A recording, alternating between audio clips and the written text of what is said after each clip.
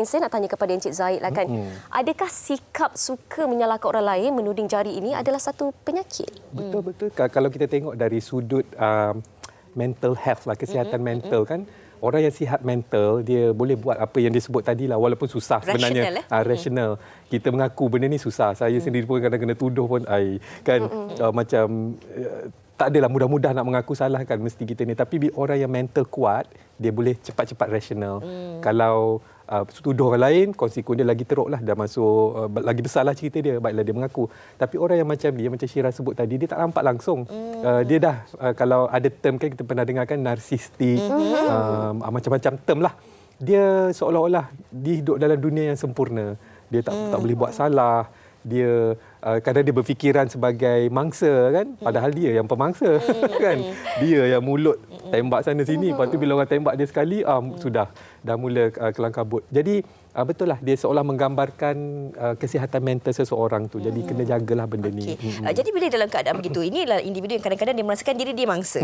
Dia je yang mungkin dianiaya ke teraniaya. Tapi kadang-kadang dalam keadaan sebegini, orang di sekeliling juga mungkin akan merasa tak selesa. Juga mungkin akan menyebabkan keadaan mental ataupun menyebabkan keadaan tidak selesa dalam kalangan adik-beradik ataupun rakan-rakan sekerja dan sebagainya. Bagaimana kita nak membantu mereka dalam urusan dan juga situasi sebegini? Sebab saya percaya setiap daripada kita ini mempunyai jalan cerita yang berbeza-beza. Ada masalah kita yang kita tak luahkan, ada dugaan, cabaran, halangan, kesedihan yang kita sorokkan kadang-kadang. Bagaimana kita nak mengambil titik tengah mengatasi masalah sebegini? Kalau saya boleh celas sikitlah.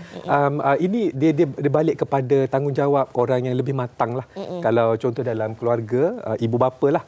Ibu bapa dia kena raikan kejujuran anak-anak. Kalau katalah tadi kan sepah, lepas tu dituduh Rina yang buat, tiba-tiba Rina kata bukan dia buat. Jadi ibu bapa tu kena tengok, okey siapa yang buat. First thing kita cakap, kalau siapa mengaku, mak tak marah, ayah tak marah. Kita buat signal solutionnya macam tu. Begini. Solution. Jadi anak tu beranilah. Pernah berlaku dekat keluarga saya, ada seorang anak je conteng dinding. Conteng dinding seminggu nak raya. Saya bengkak lah kan. Rumah nak raya juga conteng pula. Saya tanya, tak mengaku semua. Tapi bila saya cakap macam tu, okey ayah tak marah. Ayah tengok cantik lukisan ni. Terus angkat tangan anak kecil. Anak bongsu angkat tangan. Dia bangga. Oh inilah hasil lukisan saya. Dalam hati dia, oh dia ni rupanya. Maksud dia macam tu. Jadi dalam organisasi yang lebih besar, katalah bos-bos yang ada power, dia kena tunjuk bahawa dia menghargai kejujuran. Dia rasa okey mengaku tak apa. Berbalik kepada yang disebut tadi, courage, keberanian. Keberanian ni dia tak datang sendiri. Siapa berani melawan bos kan? Kalau bos pun dah tunjuk signal, jaga siapa ni, buat ni jaga, kena nanti. Semua orang tak nak mengaku. Bila bos kata, it's okay, everybody make mistake. Biasalah kes macam ni, saya nak tahu, bukan nak cari salah, tapi kita nak cari solution, nak cari solusi. Beranilah orang mengaku. Jadi bila budaya benda ni selalu dibuat, insya-Allah dalam keluarga kita, tak ada rasa takut nak mengaku. Dia akan rasa tanggungjawab. Dia akan malah, sebenarnya kalau kita tengok, kita mengaku ni, bagi orang yang nak mengaku pula, dia kena ingat macam ni. Ini satu beban. Kalau kita tak mengaku dan kita tuduh orang lain, tiba-tiba kita dah terbawa beban tu sampai bila? Sampai berapa lama? Bila kita mengaku cepat-cepat, ringan. Kiranya tak ada dah yang boleh membuatkan kita risau, takut kena tangkap dan sebagainya. Jadi begitulah, dua pihak lah.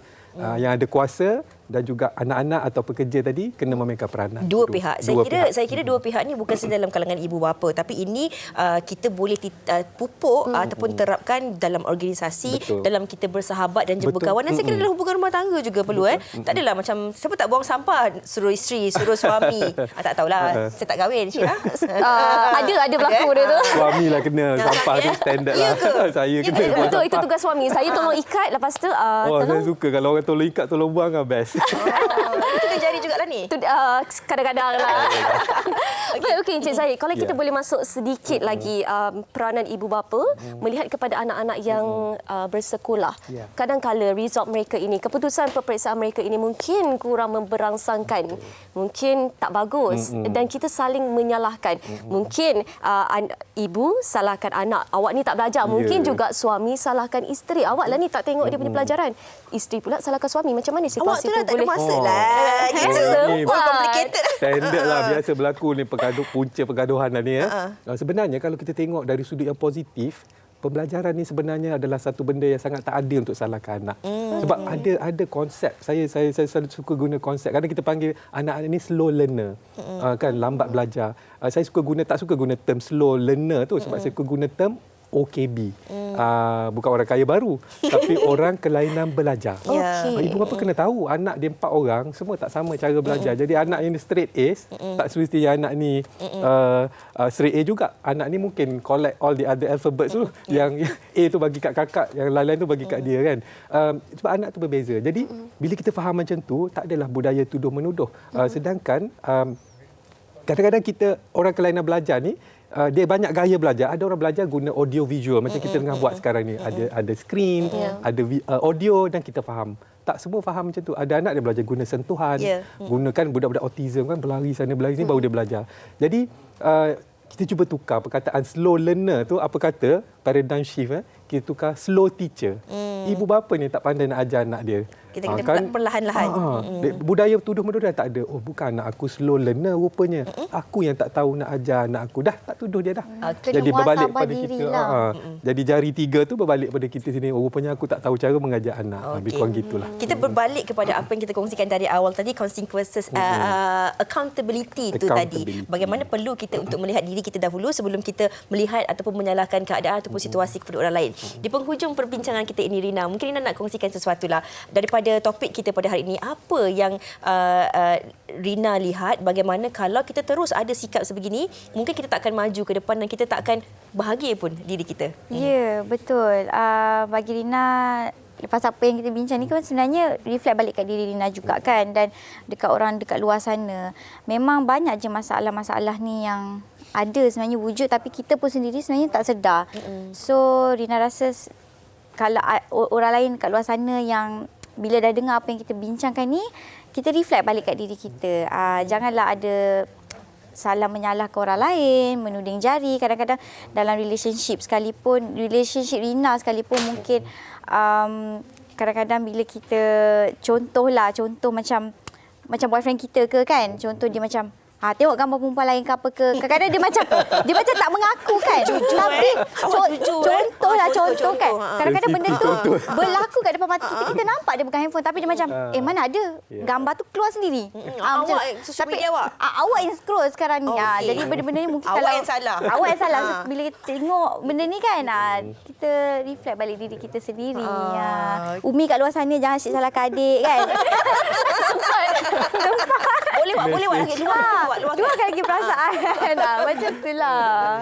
Okey. Dan saya kira ini memang berlaku hari-hari sebenarnya dalam kalangan masyarakat kita ni. Cuma terluah dan tak terluah saja. Boleh diselesaikan ataupun tidak saja kan. Dan kesimpulan daripada Cik Zaid. Saya rasa kesimpulan dia, kita semua fahamlah bahawa menuding jari ni adalah satu kelemahan kita sendirilah.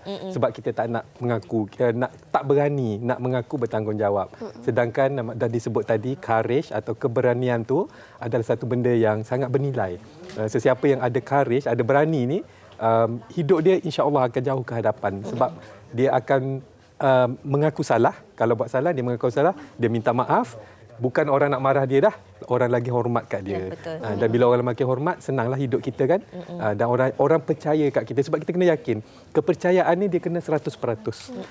Hubungan suami isteri pun, kalau 99% kepercayaan tu pun dah tak bagus dah. Sebab dia akan ada. Kenapa awak pandang saya? Tak, saya pandanglah dia. Sebab dia je dah kahwin. Ya, betul. Cik Zahid. Saya pun. Saya pun ingat benda tu. Sebab bila isteri saya tak yakin kat saya, walaupun 1%, dia akan dah lain dah. Tapi saya ada baca. Cik Zaid, saya pernah baca. Dia kata kalau kita pernah buat topik tu. Saya tak ingat lah. Dia kata kalau kepercayaan tu kita jangan bagi 100% kat pasangan kita. Jangan bagi 100%. Dia kena ragu-ragu sikit. Itu pilihan lah. Maksud saya yang kuban-kuban je dia orang. Maksud saya janganlah cari pasal sehingga isteri kita tak percaya kat kita 100%. Itulah yang buat punca tuduh menuduh itu. Sebab tu ada lagu Cintaku 100%. Okey, baik. Terima kasih sekali lagi kita ucapkan kepada Encik Zaid Muhammad dan juga Rina Diana. Dalam kita gelak-gelak, jangan lupa tahu ambil poin-poin penting yang dan menerusi perbincangan kita pada hari ini. Penting sekali untuk ibu bapa lah khususnya kan. Saya tahu bukan mudah untuk menjadi ibu bapa ataupun penjaga dalam kita mendidik anak kita, tapi apa yang kita tunjulkan, apa yang kita kongsikan dengan anak kita ini membina sasiah diri mereka di masa akan datang. Jadi sebagai ibu bapa kena bijak untuk tidak menuding jari ataupun memilih dalam kalangan anak-anak tu jangan kita pilih mana yang favorite. Tapi kalau boleh kita Adil. Itu ayatnya. Berlaku adil. Alright, terima kasih.